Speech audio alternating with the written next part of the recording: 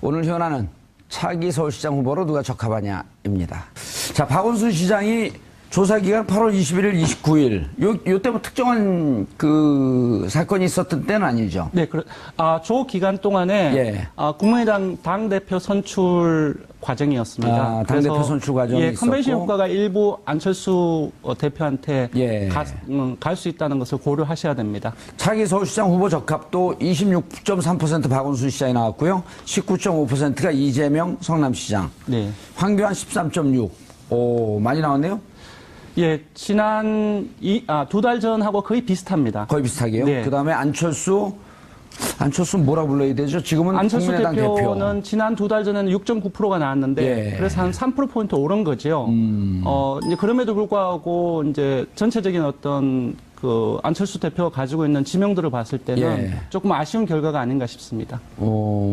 조금 아쉽지 않고 많이 아쉬울 것 같은데. 안철수 후보 입장에서 그렇다는 네, 거죠? 그렇죠. 네. 네. 왜냐하면 대선 본선에 나가신 분인데 예. 대선 본선에 나가신 분이 그렇네요. 서울시장 도전했는데 4위를 하고 있다? 어허. 그리고 당대표인데 어허. 굉장히 많이 아쉬운 결과일 것 같습니다. 서울시장에서 나왔던 지지율도 거의 20%를 육박했었잖아요. 아니, 그 대통령 후보 때. 맞습니다. 그런 거 보면은 서울시장 후보로서 이건 당의 네. 디스카운트가 작용이 된 거네요. 네, 그렇죠. 그런 거 비하면 황교안 후보 그 전 총리 같은 경우는 네. 무슨 그 어드밴티지도 없고 디스카운트도 없고 그냥 지금, 본인의 노출 인지도 때문에 저렇게 되나요? 보수층에서 서울시장 잠재 후보로 인식되는 예. 보수층들이 항상 사실상 황교안 전 총리를 제외하고는 없습니다. 예. 자세히 보면은 자유한국당 지지층에서 그리고 19대 대선에서 홍준표 후보에게 투표한 사람들에 있어서 예.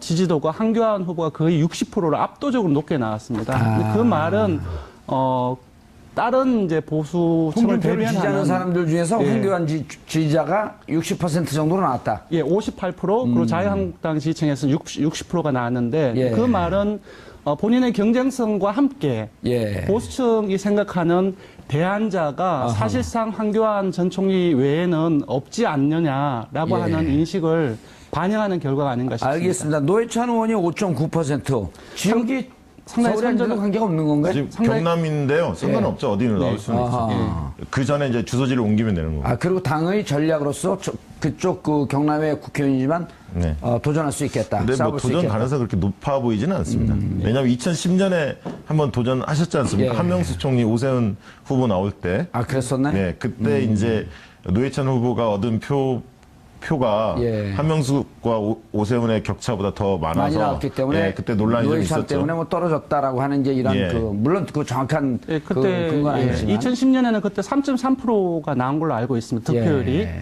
근데 그때에 비해서는 상당히 높죠. 왜냐하면 그때 0.8%인가 격차밖에 나오지 않지 않았습니까? 그랬었죠. 1%가 채 안 예. 됐었죠. 이 자, 황교안 총리 하나 말씀드리면 이분은 황교안 총리요. 예. 말씀하시죠. 이분은 이제 이런 게 있습니다. 정치적 DNA가 보통 후보들 잘 안 변하는데 예. 이분은 이제 공안검사, 친박 대표적인 인사 아닙니까? 예. 근데 유권자 지형이 바뀐 측면이 있습니다. 뭐냐면 탄핵 과정을 거치면서 촛불 혁명을 거치면서 보수층의 일부가 중도층의 일부가 진보층으로 좀 바뀌고 있거든요. 예. 그러다 보니까 이 황교안 총리의 확장력이라는 게 굉장히 보수 색채가 강하기 때문에 예. 한계가 뚜렷할 거다. 저는 좀 그렇게 보고 있고요. 저기 기타가 아니죠. 6위가 정청래 전 의원이에요. 네, 이걸 보면 정봉주 전 의원님께서 일부러 5위까지만 딱 한 거 아닙니까? 정청래 의원 나오는 걸 좀 꺼려해서. 방송 끝나겠습니다. 어디 정청래 의원하고 저하고 경쟁을 아니, 하세요? 이 프로 오기 전에 갑자기 예. 전화가 왔더라고요. 누가요? 자기가 정청래 전 의원이 예. 본인이 6위가 나왔는데 이 결과를 어떻게 해석해야 하느냐. 그래서 제가 뭐라고 했겠습니까? 품격 시대를 보시라. 이렇게 이야기 드렸습니다. 예. 본격 시대가 있는 건 알고 있어요? 예, 있는 건 알고 있더라고요. 예. 여기도 한번 나왔었어요, 여기도. 그랬습니까? 네. 그리고 나오고 싶었는데 여기 출연을 안 시켰죠, 저희가. 아니, 그러면 자, 박원순 시장이 무척 높게 나온 거 어떻게 봐야 되는 거예요, 박원순 시장은? 박 시장으로서는 굉장히 위기입니다, 사실. 이게 박원순 시장님 같은 경우 3선 도전하는 입장인데 이 안도할 수 있는 수치가 아니지 않습니까? 압도하지 못하고 있지 여기에 않습니까? 예를 들어 저를 이렇게 놓으면 글쎄요. 상당히 긴장할 만한 수치가 나온 거고요. 물론 이제 아까 권 시장님 말씀하셨듯이 민주당에서 승리하는 사람이 경선에 승리하는 사람이 본선에 승리할 확률이 굉장히 높은 건 사실이지만 굉장히 높죠, 지금은. 문제는 박원순 시장 같은 경우는 3선을 도전하는 입장이기 때문에 예. 뭐냐면 본선에서 예. 지금은 보수 언론들이 박 시장을 집중적으로 공격하고 있지는 않지만 재선 과정까지 쌓였던 여러 가지 예를 들면 불미스러운 부분들, 성과가 적었던 어떤 측면들에 대해서 예. 굉장히 집요하게 다룰 가능성이 있습니다. 그래서 지금 시점에서 사실은 더 30% 적어도 중반대 정도까지는 지지율을 끌어올리는 게, 왜냐하면 어찌 보면 한 뭐 40%까지 가까이 올라왔어야 나올 되는 수도 거 있어요. 아니에요? 왜냐하면 또 차기 유력 대선 후보 중에 한 분 아니십니까? 여권에 유력 대선 유력은 아니죠. 그때 뭐 3%도 안 나왔는데 무슨 유력입니까? 어쨌든 그런 분이기 때문에 네. 좀 더 지지율을 끌어올려야 합니다. 그래서 대개 이제 박 시장에 대한 평가가 무난하게 했다. 큰 과오 없이 예. 이런 평가가 있고 좀 시대적 흐름에 맞게 앞서가는 선제적 의제들을 많이 시정에 접목하려고 노력했다. 이런 측면들을 인정해 주는 것 같아요. 그런데 너무 좀 그렇죠. 자질구레한 큰 것들 상징적인 브랜드가 좀 약하고 정치적인 메시지를 거의 낸 적이 없으셔서 지금의 시장은 행정 지도자를 뽑는 게 아니잖아요. 그러니까 정치 지도자를 뽑는 측면이 있기 때문에 정치 지도자, 유권자들은 행정 지도자 같이 좀 묘하게 믹스된. 그렇지. 예. 정치력도 있으면서 안정감도 있고 행정 경험도 있는 이런 사람을 원하기 때문에 그런 측면에서는 박 시장이 조금 긴장해야 할 대목인 것 같습니다. 권 시장님, 예. 둘이 얘기했는데 무슨 손을 드세요? 그냥 팍팍 치고 들어오세요. 계속 앉아서 이렇게 손을 박 들고 계셔. 시장의 입장에서 본다면 예. 약간 조금 좀 공정하지 못한 그 코멘트일 수도 있거든요. 예. 누가요? 금방 지금 한 게? 말씀하신 부분들이. 그래서 조금 다른 부분들을 말씀드리면 아니 여기 그 TBS 방송국이 아니요. 금방- 서울시 산하이긴 하지만 예. 신경 쓰지 말고 말씀하세요. 예, 그래서 지금 위축되지 말고. 예, 10개월 정도 남았기 때문에 예. 지금 구도 자체가 좁혀지지 않았습니다. 그래서 다자 구도이기 때문에 예. 다자 구도에서 더더군다나 민주당이 강세를 보이고 있는데 이재명 성남시장이라든지 여기 말고 정청래 의원이라든지 전 의원이라든지 그리고 박영선 의원까지 다 들어가 있거든요. 예. 이러한 10명이 나와 있는 다자 구도에서 아까 말씀한 30%대, 40%대 나오는 것은 거의 불가능할 것 같습니다. 아니, 저는 그렇게 생각하지는 않습니다. 왜냐하면 둘이 계속 얘기하고 예, 있어요. 하나 더 말씀드릴게요. 그리고 아까 제가 말씀드렸다시피 예. 이번 이제 내년도 지선에서는 사실상 민주당의 게임인데 특히 서울시장 같은 경우는 아까 그 민주당의 당심, 그 지지층의 민심으로 봤던 당심과 그리고 문재인 대통령을 지지하는 그 문심을 어느 후보가 가지고 가느냐에 달려 중요한 있다고 포인트네요. 보는데 예. 지금 이제 조사 결과를 보면 박원순 시장하고 이재명 시장하고 약 40대 25 정도로 15% 포인트로 이제 당신과 문심을 더 가지고 가고 있습니다. 지금 상황에서. 당심이 그러니까 즉 문재인 대통령 그러니까 지지하는 민주당 쪽이 지지층에서 예. 40 정도 그리고 예. 문재인 지지층에서의 40 정도를 박원순 시장이 가져가고 있고 예. 그리고 나머지 25 정도를 그 이재명 성남시장이 가지고 있거든요. 예. 근데 이 15% 차이가 작지 않아 보이지만 예. 사실상 되게 큰 포인트 차이로 보일 수 있거든요. 알겠습니다. 그런 측면에서 봤을 때는 뭐 그렇게 위기라고 보기도 힘들지 않나. 아니, 저는 위기라고 얘기한 게 아니라 긴장해야 한다는 네. 측면이죠. 그게 뭐냐면 아니 위기일 수 있어요. 왜냐하면 지금이야 10개월 남아 있어서 후보들은 긴장된 상태이지만 네. 지지자들이나 이런 국민들, 유권자들은 사실 지금 별로 긴장된 상태가 아니거든요. 네네. 그런데다가 지금 아주 그 중요한 포인트인데 자 이재명 시장은 경기도지사 나가겠다라고 하는 쪽으로 거의 마음을 굳힌 상태고요. 네네. 그리고 20% 정도가 빠지거든요. 네네. 그리고 결국은 문재인 대통령의 지지율이 네네. 70%나 60%대를 네네. 지방선거 때까지 유지하고 있다고 한다면 네네. 결국 문재인 대통령과 손발을 맞출 수 있는 강력한 문재인 지지층에서 누구를 선택하느냐라고 하는 게 무척 중요한 포인트인데 네, 맞습니다. 현재로서는 박원순 시장이 물론 그 대선 때 바로 이제 후퇴를 하긴 했지만 가장 강력하게 문재인 후보를 당시 공격을 했었거든요. 그래서 만약에 경선이 제 개인적인 생각으로는 경선이 실질적인 이재명 시장과 박원순 시장 경선이 안 이루어질 것으로 생각하지만 만약에 이루어진다고 한다면 금방 말씀드렸던 19대 대선에서 문재인 후보에게 투표를 했고 그리고 그때까지 긍정평가를 대통령이 하고 있는 핵심 지지층의 어느 후보가 가져가느냐 그게 관련된다고 생각이 듭니다. 제가 아까 왜 긴장해야 한다고 말씀을 드렸냐면 첫 번째는 경기지사 선거 조사를 해보면 대략 지금 이재명 시장 같은 경우 30~40% 나오는 경우도 있습니다. 다자구도에서 네. 상당히 앞서가는 느낌이 있거든요. 과거 조사에서도 네. 좀 그런 패턴이 보이기 때문에 예. 물론 이제 강력한 경쟁자 남경필 지사와 갭이 상당히 나오는 조사들이 네, 많이 네. 있지 않습니까? 이제 그러다 보니까 그 다자 대결 구도에서도 유력 주자가 30~40% 가는 경우가 분명히 있다는 측면을 말씀을 드리고, 두 번째는 이재명 시장이 경기지사로 나가는 것이 거의 확실시 되고 있는데, 그랬을 때 저 19.5%가 표가 어디로 갈 거냐. 물론 다수는 박원순 시장 쪽으로 좀 더 갈 겁니다. 그리고 일부는 또 정청래 의원이라든가 이런 쪽으로 갈 건데 개혁 성향이 강하기 때문에 또 새로운 또 다크호스가 나올 수도 있거든요. 그리고 그렇죠. 네. 공무원 사회 이런 얘기를 해야지 좀 즐거워요. 그다음에 공무원 사회가 상당히 또 중요한 그 표심 중에 하나인데, 상당히 박원순 시장이 만기 칠남의 형태를 띠고 있어요. 모든 것을 만기 칠남이 뭐예요? 좀 어려운 얘기 좀 하지 마세요. 오지랖이 넓다. 시장이 모든 예. 일에 관심이 많고 구체적인 지시도 하고 챙기거든요. 그러다 보니까 삼선 피로감이라고 하죠. 삼선 피로감이 공직사회에 좀 있는 건 사실입니다. 네네. 그래서 이제 또 한 가지 특징은 뭐냐면, 황교안도 만약에 시장이 된다면 그 다음 대선 주자로 거론될 만한 사람이고, 그렇죠. 만약에 안철수 대표가 출마한다면 이 또한 대선 주자로 나설 뿐이고 시장을 마치고, 네. 거의 시장이 마치는 임기와 네. 차기 대선의 임기 시작하는, 선거 시작하는 시기에 거의 겹칩니다. 네네. 그렇기 때문에 결국 황교안 안철수가 등장한다면 대선 전초전 성격을 띨 수도 있습니다. 그만큼 굉장히 중요한 선거가 서울시장이 되기 때문에 박 시장님이 앞으로 남은 기간 동안에 네. 정치적 리더십을 어떻게 보여주느냐, 그리고 대선 주자로서의 확고한 이치를 구축할 수 있는 정도의 새로운 면모를 어떻게 보여주냐, 이런 부분이 굉장히 과제라고 저는 보여지고 있습니다. 그래서 두 분이 여론조사 전문가이기 때문에 제가 이제 궁금하고 우리 시청자분들이 여쭤보는 게, 이게 시기마다 네.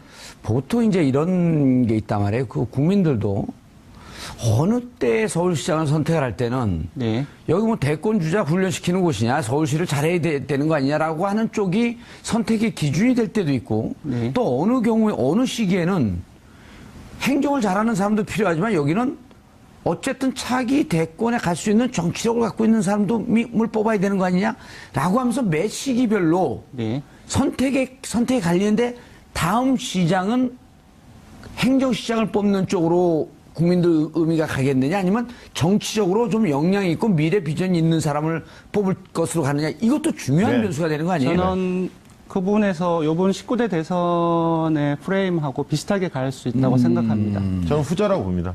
부자, 예, 정치직. 네, 조금 더 말씀드리면, 기본적으로 지금 시대 정신이 되게 많이 얘기가 예. 되고 있고, 그 양극화의 부분이라든지, 금방 말씀하셨던 적폐청산과 개혁의 부분들, 그러한 부분들이 서울시장은 단순한 지역 선거가 아니라고 생각합니다. 정부의 축소판이고, 금방 말씀하셨다시피 대선의 도전판이 될 수 있기 때문에 거의 전국적인, 그 선거라고 본다고 한다면은 요번 19대 선거에서의 전체적인 프레임하고는 좀 달라지겠지만 시대 정신을 누가 반영을 하는지 예. 그러한 부분들이 가장 되게 중요하게 영향을 미칠 것이다라는 생각이 들고요. 예. 그런 측면에서 정당 요인이 개인에 대한 요인이라든지 개인의 요인은 어떤 리더십이라든지 행정의 자질 능력이라든지 그런 부분들을 포함하는 거죠. 예. 그런 것에 비해서는 금방 정당 요인이라든지 그런 부분들이 더 크게 작용할 가능성이 높다. 서울시장 선거에서는. 서울시장 예, 저는 선거에서는. 그렇게 생각합니다. 네. 자, 박시영 부대표님, 네. 권순정 실장님 말씀하시는 거 보고 뭐 느낀 게 없어요? 지금? 뭐 특별히 느낀 건 없는데. 세 번째는 하는데 말이 많이 좋아졌죠, 말씀이. 아, 처음, 원래 잘 하시지 않... 첫 번째하고 두 번째는 좀 듣기가 좀 힘들던데요? 아니, 첫 번째 분명히 저한테 칭찬하셨는데. 그거 이택수 대표 긴장을 하고 에드벌로 띄운 거죠. 그 말을 제대로 믿으세요, 그거를. 아니, 뭐냐면, 네. 농담이 아니고, 네. 첫 번째, 두 번째는 이렇게 좀 컨텐츠를 전달하는 쪽으로 중심으로 갔는데, 오늘 보니까 네. 완전히 내용을 자기 것으로 이해를 하고 아주 자신있게 얘기를 하셔서 우리 청취자분들이 듣기가 좋은 그때 것 같아요. TV 같은 경우는 조금 라디오라든지 예. 그런 데는 좀 어려운 것 같아요. 왜요? 그러니까 자기 내용성이 어느 정도 숙달됐다기보다는 처음에 출연하니까 예. 이런 부분도 이렇게 얘기를 해야지라고 너무 경직됐던 것 같아요. 오늘은 그런 것들 없이 그냥 편하게 지금 얘기를 하고 있으니까 예. 이렇게 된 것 같습니다. 네. 그러니까 박 시장 과제 하나만 딱 더 보태면 왜 삼선을 도전하는가. 물어볼 게 많아요, 제가. 그 부분에 대해서 유권자들한테 굉장히 설득력 있게 이야기를 할 수 있어야 합니다. 왜 삼선이냐? 없어요, 근데. 왜냐면 아직은 출마 여부를 밝히지 않으셨기 때문에 안 한 것 뿐이지, 출마 선언을 한다면 그 이유를 분명히 밝히실 겁니다. 맞습니다. 그래서 그 부분에 대한 명분을 네. 어떻게 가져갈 거냐. 이게 가장 관심 있게 지켜볼 대목인 것 같습니다. 수도권의 광역자치단체장이 3선을 간 경우가 없어요. 네, 없습니다. 지금 3선 있는 유일한 자치단체장이 경북도지사가 3선입니다. 맞습니다. 예. 네. 예, 김관용 지사. 예, 김관용 시장. 그리고 대구나 부산 같은 경우도 주로 이제 여기를 거치면 대권 주자가 될 것 같다라고 하는 이런 길목에 서 있는 의미 있는 지역의 자치단체장이 3선을 겪은 지역이 없어요. 그건 뭐냐면 유권자들이 한두 번 하면은 더 큰 일로 가든지 아니면 그쯤 하고 말아야지, 그걸 무슨 3선으로 가는 게 과연 의미가 있냐. 그래서 그쪽으로 하는 내부에서 거야. 예. 박 시장 참모들이 경론을 붙었어요. 어허. 삼선으로 가야 하느냐, 아니면 총선이나 보궐선거 있지 않습니까? 예. 보궐선거나 아니면 총선이나 아니면 당대표 출마나 정치인으로서의 길을 가야 하느냐. 승부를 예, 뭐 걸어봐라. 경론이 붙었는데 제가 듣기로는 어쨌든 삼선 도전 쪽으로 좀 많이 기울어 있는 것 같고요. 예. 그렇게 보고 있습니다. 우리 박시영 부대표 윈지코리아도 거기에 좀 역할을, 아이디어를 좀 주고, 왜냐면 저한테도 전화가 왔길래 네. 똑같은 얘기를 했어요. 그 노을 같은 병 같은 경우 재보선거가 있는데 그렇게 해갖고 정말 큰 일을 하려면, 도모하려면 정치직으로 한번 해봐야 되는 거 아닙니까? 안타깝게도 이번에 문재인 대통령 후보에게 도전했던 3명의 후보가 다 단체장은 했지만 국회의원을 한 경험이 없기 때문에 그런 것으로 인해서 정치력이 좀 다소 밀리는 거 아니냐. 이 얘기를 제가 했더니 참고해서 내 마음대로 결정하겠습니다. 그리고 또 재밌는 게 예. 대선 본선에 뛴 사람이 예. 광역단체장 선거에 나서는 거 본 적 있습니까? 제가 기억하기에는 거의 없었습니다. 근데 안철수 대표가 만약에 서울시장으로 나간다면 보통 급을 올려서 나가는데 오호. 시장 나갔다 대선으로 나가는데 예. 대선 내선 떨어진 사람이 아니라 본선을 뛰었던 사람이 급을 낮춰서 광역단체장 선거에 나온다? 그리고 2011년도에는 또 무소속으로 있었는데 그때는 50%에 가까운 압도적인 지지를 받고 있다가 박원순 시장 5%도 안 나오는 시장에게, 후보에게 양보를 했단 말이에요. 그때는 아름다운 단일화 이런 예. 얘기들 많이 했죠. 예. 독특한 그 정치 능론이에요. 네, 그런 측면에서 보면 굉장히 독특한 겁니다. 예. 만약에 도전하신다면. 도전하신다면. 네, 저는 개인적으로 안철수 대표나 예. 유승민 의원이 서울시장에 도전을 해야 된다고 생각해요. 왜냐하면 여론조사 전문가는 좀 정치적 그 중립성 갖고 얘기해야 되는 거 아니에요? 아니요. 그러니까 그거는 각각의 정당의 입장에서 바라보는 예. 겁니다. 네. 그러니까 분명히 제가 봤을 때는 그 두 분에 있어서 서울시장 선거에 나온다는 것은 지금 구도 자체가 민주당이 정말로 유리한 상황이기 때문에 떨어질 확률이 상당히 높거든요. 그렇다고 한다면은 희생을 하는 겁니다. 근데 선거 공간이라는 것은 각 당의 지지층을 결집시키기 위한 가장 중요한 공간입니다. 예. 지금 국민의당도 그렇고 바른정당도 그렇고 지지율 상당히 미미하지 않습니까? 예. 이러한 부분들이 지방선거 시기에도 지속될 가능성이 매우 높습니다. 그런 예. 측면에서 각 당을 위해서, 바른정당을 위해서, 그리고 국민의당을 위해서 유 의원이나 그리고 안철수 대표가 희생을 하는 것이 맞지 않나 저는 그런 근데 생각을 그 합니다. 대목에서 네.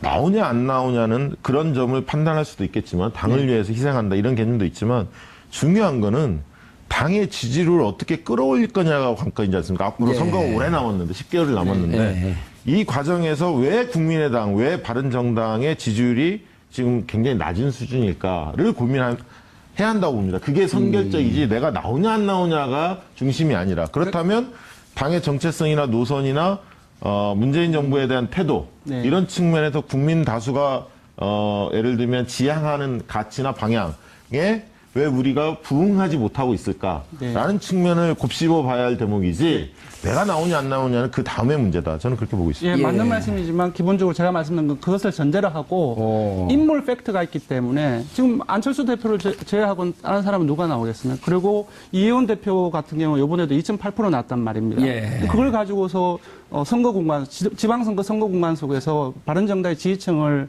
높일 수 있는 인물 팩트는 예. 분명히 안 되거든요. 그래서 두 그런 분이- 부분들 전제로 하고 예. 인물 팩트로 봤을 때는 두 분이 희생하는 자세를 각각의 정당의 입장에서는 좀할 필요가 그렇게, 있겠다. 예, 그렇게 생각. 두 분이 갑론을박하는 모습이 재밌어요. 네. 왜냐하면 근데 이제 그 정말 관심은 박원순 시장이 저렇게 높은 지지율이 메이드된 상태에서 안정적으로 계속 갈 것이냐 아니면 민주당 변수가 이거죠. 민주당 내에서 다크호스가 나오면서 혹은 누군가가 유력할 만한 경쟁을 갖고 당이 좀 재밌는 경선을 관심 있는 경선을 갈 가능성이 있느냐라고 하는 게 첫 번째 궁금한 점이 잠깐만요. 네. 그다음에 또 하나는 이제 지금 다른 후보들 말씀을 하셨는데 이런 얘기도 나와요.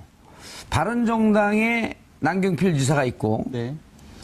국민의당의 안철수 의원이 당대표가 서울시장으로 나오면서 경기와 서울이 파트너십으로 묶어져 가는 것으로 좀 연대를 하는 것도 바람직하겠다. 이거를 그 과거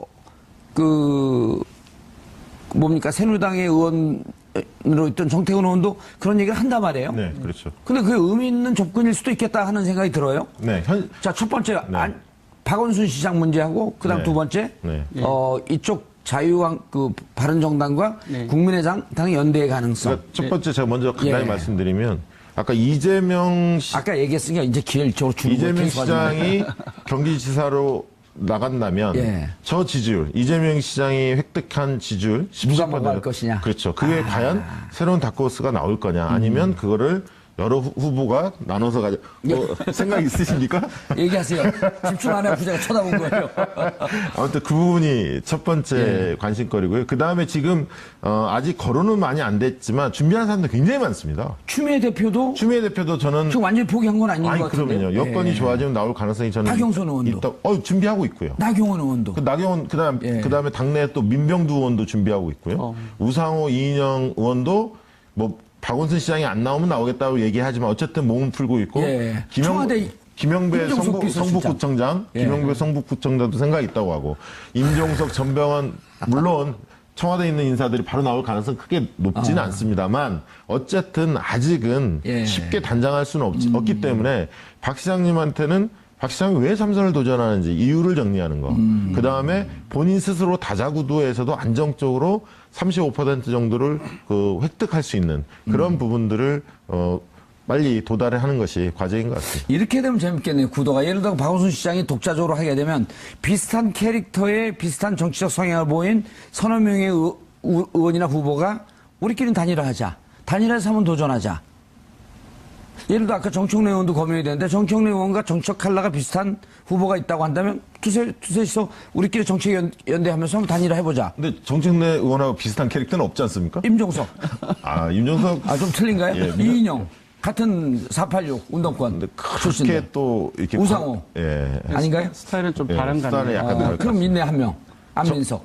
뭐 경기지사니까 나온다 해도 경기지사 쪽이니까. 예. 자, 그러면은 민주당 내에서는 어쨌든 분명한 거는 박원순 시장이 내가 왜 삼선을 도전해야 되는지 설득 가능하게 정확한 명분을 갖고 도전하는 게 맞다. 예, 맞습니다. 자, 나머지 나경원, 이해운, 많아요. 또 유승민, 또 누구 있죠? 여기는 거론은 안 그렇죠. 됐습니다만. 김성태 의원이라든지 김성태 의원도 있고. 김성태 의원이요. 예를 들면 홍정욱, 김용태도 있고 홍정욱 전 의원 같은 경우도 젊기 때문에 마지막에 다크호스로 나올 가능성도 있습니다. 예, 근데 그때 노수 돌려봤잖아요. 미미하잖아요. 홍정욱 의원 같은 경우. 노코멘트 하겠습니다. 네. 뭐 얘기할 때는 막 말씀하라 그러니까. 두 번째 질문이 뭐였죠? 연대. 국민의당과 바른정당 연대. 좀 메모 좀 해놓으세요. 네. 연대는 저는 조금 경기도의 남경필, 서울의 안철수 해서 둘이 원투펀치로 나올 경우에 바람은 안 하는 것보다는 낫다라고 생각합니다. 하지만 남경필 지사, 현 지사하고 안철수 대표가 묶어서 했을 때 기본적으로 무엇을 메시지를 줘야 되지 않습니까? 뭘 하겠다. 그런 부분에 있어서 바람을 일으킬 만한 메시지를 줄 수 있는 현재의 상황인가? 중도 보수의 새로운 시대. 중도 보수라고 한다면은 기본적으로 복지라든지 안보라든지 각각의 명쾌한 선명한 그러니까 어필할 수 있는 부분들이 있어야 되는데 지방선거인데 조금 아젠다가 틀리지 않을까요? 저는 그렇게 보는데요. 충분히 가능성이 있다고 봅니다. 왜냐하면 자유한국당과 국민의당과 바른정당 3자가 단일화하는 것은 불가능합니다. 왜냐하면 그렇게 산술적으로 합해지지도 않습니다. 지지층이 다르기 때문에요. 그 단일화에 대해서 다른 지역이 오히려 여파도 크고 그 지지층이 융합되지 않기 때문에 합쳐지지 않기 때문에 마이너스인데 다만 이런 경우가 있죠. 예를 들면 경기지사에서 남경필 후보가 나서고 국민의당이 후보를 안 내고 그다음에 자유한국당도 후보를 만약에 안 내서 실질적인 단일화를 하는 거죠. 내용적으로. 아니 거기다 한 명 더 붙일 수 있죠. 인천의 유정복. 그러니까 인천은 세 개의 자유한국당이 예. 자유한국당 후보가 나오고 그러니까 서울엔 국민의당. 그다음에 그 경기도는 남경필. 바른정당. 이런 구도가 저는 그거는 불가능하다고 생각해요. 너무 자유한국당까지 끼우면은 예. 아니 그래서 제가 얘기한 게 그겁니다. 삼자가 단일화하는 거는 없지만 그냥 그 지지율이 워낙 안 나올 테니까 예를 들면 경기 후보로 원유철이 네. 나간다든가 아니면 홍문정이 나갔을 경우 네, 네. 지지율이 높지 않기 때문에 그냥 막판에 본격적으로 그냥 사퇴하는 거죠. 예를 들면 그래서 삼자 연대 단일화는 쉽지 않지만 그런 어떤 그림은 꼼수 그려볼 수 비슷하게, 있겠다. 그럴 가능성이 있다고. 안철수 그 남경필의 연대가 예. 효과가 있을 것인가 물었지 않습니까? 예. 저는 그 질문에 대해서 효과는 별로 없을 것이라고 말씀을 드렸고 그 효과가 있으려고 한다면은 둘이 연대를 해서 무슨 매력 있는 메시지를 던질 수 예. 해야 되는데 제가 볼 때는 그런 부분들이 별로 없습니다. 그리고 더더구나 두 번째로는 아까 경기도지사 여론조사를 얘기했지만 경기도지사에서는 이재명 성남시장의 한 40% 나왔다고 한다면은 지금 그 남경필 지사 같은 10% 초반이거든요. 그러니까 각각이 가지고 있는 민심이 그 지금 유권자들의 태도 자체가 사실상 다른 이제 경쟁 후보들의 많이 차이가 나기 때문에 그것 또한 시너지 효과를 제약하는 하나의 요인이 된다라는 생각이 듭니다. 예. 분명 나아질 겁니다. 서로 주거니 받거니 언론 플레이라든지 언론 노출이라든지 그런 부분은 분명히 장점이 있겠지만 예. 실질적인 효과의 측면에서는 조금 있고 의미 있는 효과는 없을 것이라고 제가 말씀드리는 겁니다. 아니, 저는 결과는 당연히 예. 그렇게 해서 이긴다고 보는 게 아니라 예. 지금보다는 당연히 좀 나아지겠다. 개선이 될 거다. 그리고 그 길에 대해서 유혹을 받을 거고 상당 부분 연대에 대한 논의가 이루어져서 지지층 간에 약간 예. 단일 흐름 이런 것들을 어느 정도는 만들어낼 수 있겠다. 이렇게 보는 겁니다. 알겠습니다. 자, 서울시장 적합도 저기서 지금 5% 아랫대 있는 분들이 좀 느닷없이 치고 올라갈 가능성. 지금 5% 아랫대가 아니 지금 5% 그러니까 요 그 이재명, 박원순 시장, 이재명 시장이 이제 빠진단 말이에요. 네.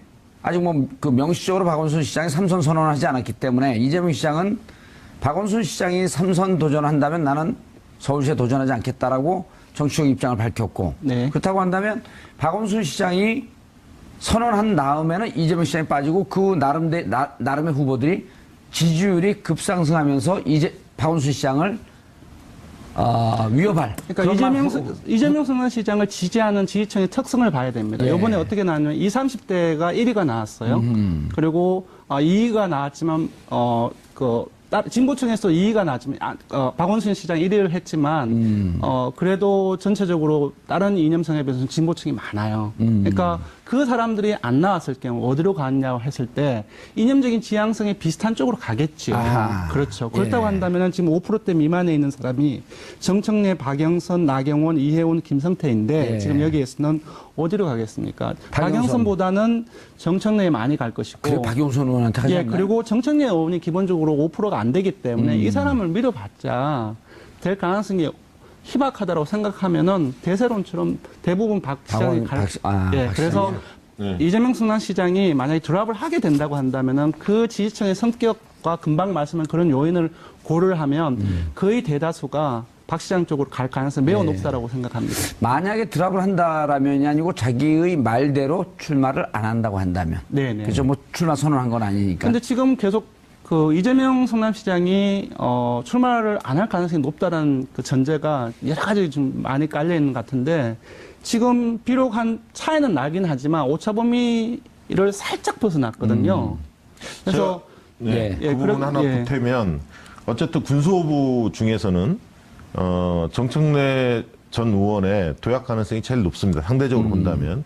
왜냐하면 본인이 출마를 위해서 본격적으로 활동을 한 건 아니거든요. 그러니까 박영선 의원 같은 경우는 상당히 물밑에서 조직 활동을 지금 하고 있습니다. 많이 알려진 바에 의하면 상당히 움직이고 있고요. 실질적으로. 그리고 아까 이재명 시장이 갖고 있는 표의 특성이 젊은 층들의 어떤 지지를 받고 있기 때문에 그런 측면에서는 정청래 의원이 일부 가져갈 가능성이 있는데 말씀하신 대로 정청래 의원이 출마를 표방하지 않고 그냥 이렇게 계속 가져간다면 지지율이 특별히 올라가지는 그렇죠. 않지만 네. 본인이 굉장히 적극적으로 뛰어들면 저는 10%까지도 8에서 10%까지 갈 수도 있다고 봅니다. 네. 그렇게 된다면 안철수 대표하고 비슷한 겁니다. 지금 황교안 13, 그다음에 안철수 10이기 때문에 8에서 10%만 가더라도 네. 이재명 씨에 빠지면 상위권입니다. 그러면 이제 바람이 불 수도 있는 거죠. 알겠습니다.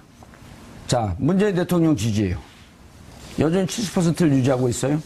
몇 네. %쯤 나왔나요? 그 지난주까지는 2주 연속 올랐는데 예. 떨어진 게 0.5%포인트 떨어졌습니다. 아하, 이번에. 근데 요번에 주 초에 터진 그 이슈를 생각하면 예. 0.5%포인트 하락은 거의 하락하지 않은 것 같아요. 그러니까 아시다시피 사흘 간격으로 단거리, 중거리 탄도미사일을 발사했지 않습니까? 예. 그리고 지금 오늘까지 박성진 그 중기 그 장관 후보가 예. 인사 논란이 계속 많이 논란이 되고, 되고 있고. 예. 그래서 본인은 사퇴하지 않겠다고 하고 있고. 예. 그 사실상 0.5%포인트보다 더 많이 빠질 가능성이 높았는데, 박성진 장관 후보 내정자는 아직 여기 반영 안 된 거 아니에요? 지금 반영이 됐습니다. 왜냐하면은 주말 지나면서 이 부분들이 계속 얘기가 되고 있습니다. 아, 반영이 됐나요? 예, 저는 반영이 뭐 됐고. 모두 온전히 반영됐다고 보지는 않고 일부 반영이 됐다고 일부 반영이 봅니다. 됐고. 예. 예. 그래서 지금 그런 부분들이 요인이 많았음에도 불구하고 하락폭이 상대적으로 좀 적다라고 생각합니다. 그러니까 이게 예. 지난번에도 말씀드렸듯이 하나의 악재가 터져서 쉽게 빠질 수 있는 구조는 아니라는 거예요. 그런 왜냐하면 구조는 아니다. 예, 예. 그 득점 요인 흔히 얘기해서 이런 측면을 문재인 대통령이 보여줬던 측면이 상당히 탄탄하기 때문에 예. 쉽게 빠질 지지율은 아니다. 그러나 가랑비에 옷 젖듯이 예. 몇 가지 사안들이 계속 누적이 되면 네. 분명히 지지율은 빠지게 돼 있습니다. 알겠습니다. 야삼당이 다 지지율이 하락했는데 한마디씩 간단히 분석해 주시죠. 일단은 국민의당과 이 좀 포인트가 같습니다. 왜냐하면 그 당대표로 선출이 됐죠. 안철수 예. 대표가. 그래서 조금. 보통 그러면 컨벤션 효과가 있을 텐데 오히려 떨어졌어요. 직후에 컨벤션 효과가 있어서 이제 높아질 거라고 예상을 했는데 소폭이긴 하지만 떨어졌습니다. 예. 네. 이유는요? 제가 봤을 때는 기본적으로 호남에서 떨어졌거든요. 예. 17에서 12% 호남에서 떨어졌습니다. 그리고 문재인 그 대통령의 핵심 지지층인 30대에서 40대에 떨어졌습니다. 예.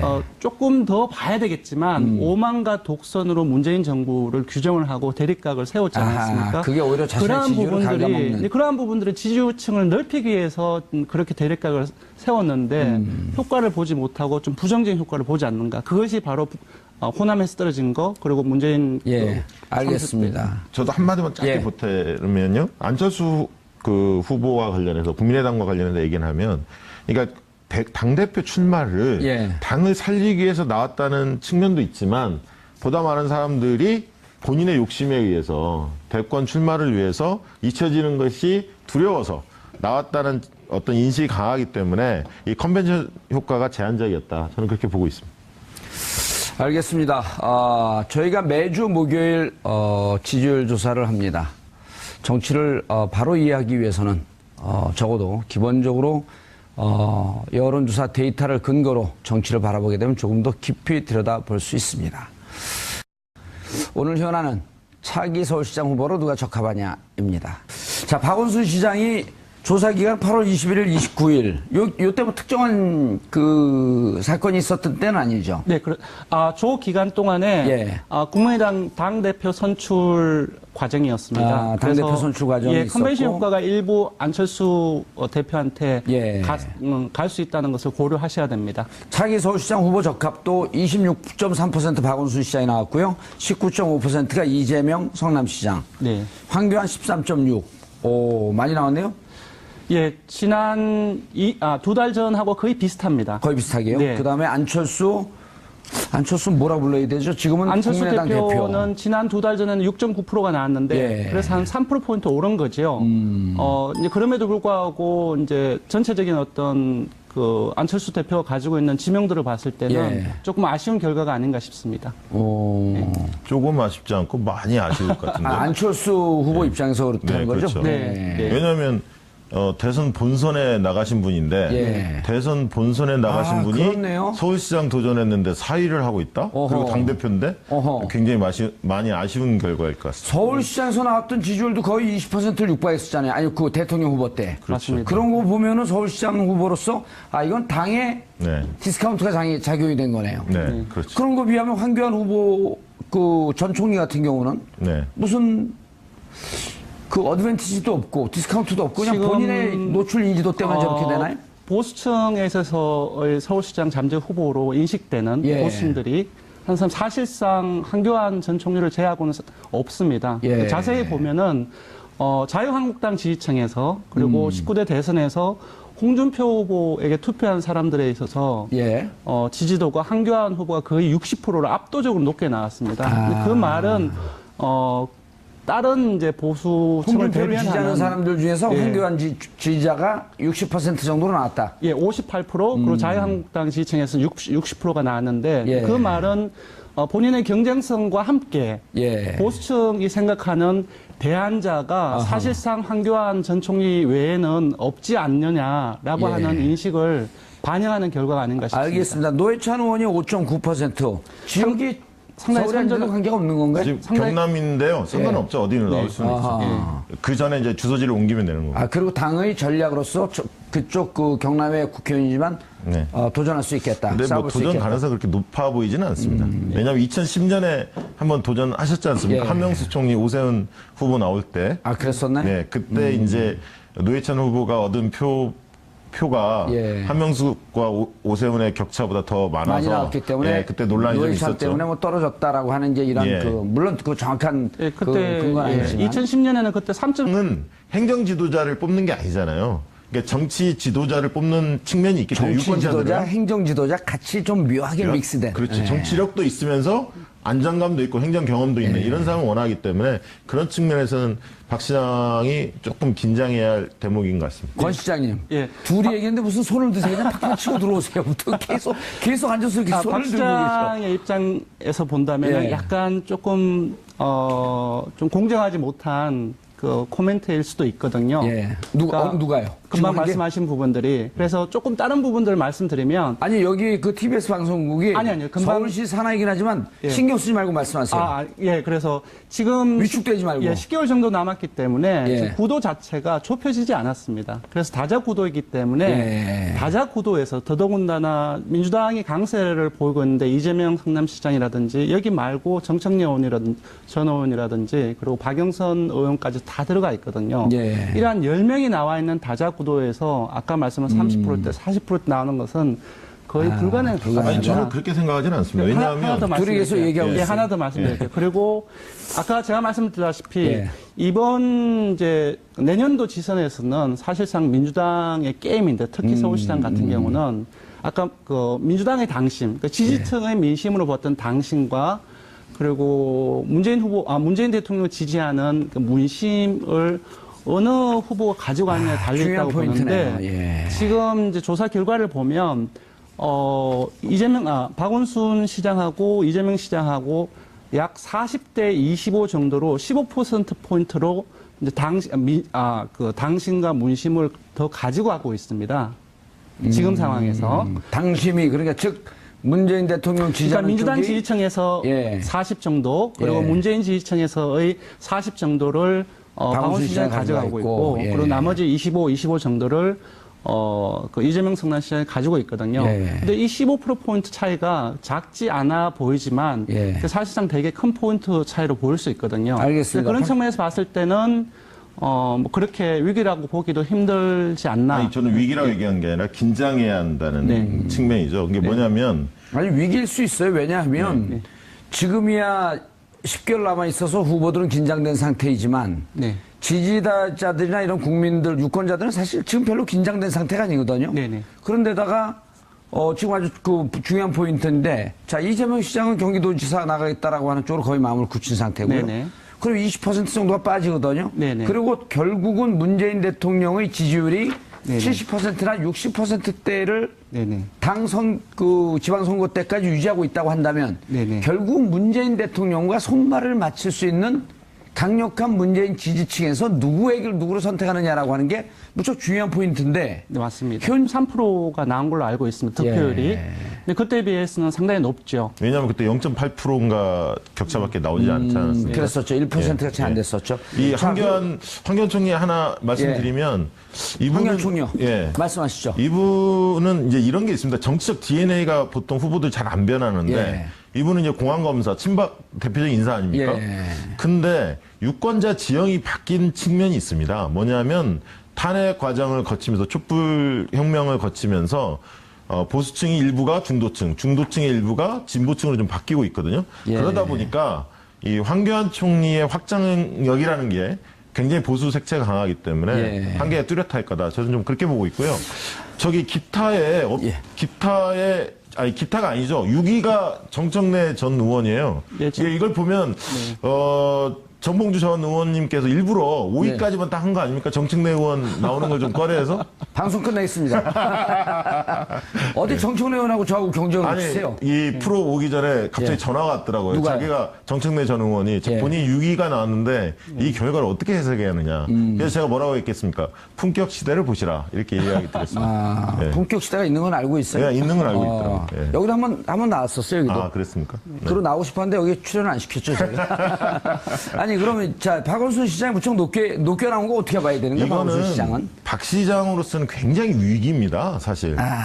이게 박원순 시장님 같은 경우 3선 도전하는 입장인데 이 안도할 수 있는 수치가 아니지 않습니까? 압도하지 못하고 있지 여기 않습니까? 예를 들고 저를 이렇게 놓으면 글쎄요. 상당히 긴장할 만한 수치가 나온 거고요. 물론 이제 아까 권 시장님 말씀하셨듯이 민주당에서 승리하는 사람이 경선에 승리하는 사람이 본선에 승리할 확률이 굉장히 높은 건 사실이지만 높죠, 지금은. 문제는 박원순 시장 같은 경우는 3선을 도전하는 입장이기 때문에 뭐냐면 본선에서 지금은 보수 언론들이 박 시장을 집중적으로 공격하고 있지는 않지만 재선 과정까지 쌓였던 여러 가지 예를 들면 불미스러운 부분들 성과가 적었던 어떤 측면들에 대해서 굉장히 집요하게 다룰 가능성이 있습니다. 그래서 지금 시점에서 사실은 더 30% 적어도 중반대 정도까지는 지지율을 끌어올리는 게 왜냐하면 어찌 보면 한 뭐 40%까지 가까이 올라왔어야 나올 되는 수도 거 있어요. 아니에요? 왜냐하면 또 차기 유력 대선 후보 중에 한 분 아니십니까?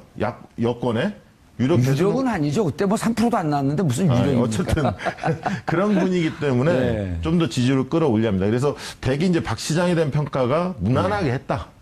큰 과오 없이 이런 평가가 있고 좀 시대적 흐름에 맞게 앞서가는 선제적 의제들을 많이 시정에 접목하려고 노력했다. 이런 측면들을 인정해 주는 것 같아요. 그런데 너무 좀 그렇죠. 큰 자질구레한 것들 상징적인 브랜드가 좀 약하고 정치적인 메시지를 거의 낸 적이 없으셔서 지금의 시장 현재로서는 박원순 시장이 물론 그 대선 때 바로 이제 후퇴를 하긴 했지만 가장 강력하게 문재인 후보를 당시 공격을 했었거든요. 그래서 만약에 경선이 제 개인적인 생각으로는 경선이 실질적인 이재명 시장과 박원순 시장 경선이 안 이루어질 것으로 생각하지만 만약에 이루어진다고 한다면 금방 말씀드렸던 19대 대선에서 문재인 후보에게 투표를 했고 그리고 그때까지 긍정평가를 대통령이 하고 있는 핵심 지지층의 어느 후보가 가져가느냐 그게 관련된다고 생각이 듭니다. 제가 아까 왜 긴장해야 한다고 말씀을 드렸냐면 첫 번째는 경기지사 선거 조사를 해보면 대략 지금 이재명 시장 같은 경우 30-40% 나오는 경우도 있습니다. 다자구도에서 상당히 앞서가는 느낌이 있거든요. 과거 조사에서도 좀 그런 패턴이 보이기 때문에 물론 이제 강력한 경쟁자 남경필 지사와 갭이 상당히 나오는 조사들이 많이 있지 않습니까? 이제 그러다 보니까 다자 대결 구도에서도 유력 주자가 30-40% 가는 경우가 분명히 있다는 측면을 말씀을 드리고 두 번째는 이재명 시장이 경기지사로 나가는 것이 거의 확실시 되고 있는데 그랬을 때 저 19.5%가 표가 어디로 갈 거냐. 물론 다수는 박원순 시장 쪽으로 좀 더 갈 겁니다. 그리고 일부는 또 정청래 의원이라든가 이런 쪽으로 갈 건데 개혁성이 강하기 때문에 또 새로운 또 다크호스가 나올 수도 있거든요. 그리고 공무원 사회 이런 얘기를 해야지 좀 즐거워요. 그다음에 공무원 사회가 상당히 또 중요한 그 표심 중에 하나인데 상당히 박원순 시장이 만기 칠남의 형태를 띠고 있어요. 모든 것을 만기 칠남이 뭐예요? 좀 어려운 얘기 좀 하지 마세요. 오지랖이 넓다. 시장이 모든 일에 관심이 많고 구체적인 지시도 하고 챙기거든요. 그러다 보니까 삼선 피로감이라고 하죠. 삼선 피로감이 공직사회에 좀 있는 건 사실입니다. 그래서 이제 또 한 가지 특징은 뭐냐면 황교안도 만약에 시장이 된다면 그 다음 대선 주자로 거론될 만한 사람이고 만약에 안철수 대표가 출마한다면 이 또한 대선 주자로 나설 뿐이고 시장을 마치고 거의 시장이 마치는 임기와 차기 대선의 임기 시작하는 선거 시작하는 시기에 거의 겹칩니다. 그렇기 때문에 결국 황교안 안철수가 등장한다면 대선 전초전 성격을 띨 수도 있습니다. 그만큼 굉장히 중요한 선거가 서울시장이 되기 때문에 박 시장님이 앞으로 남은 기간 동안에 네.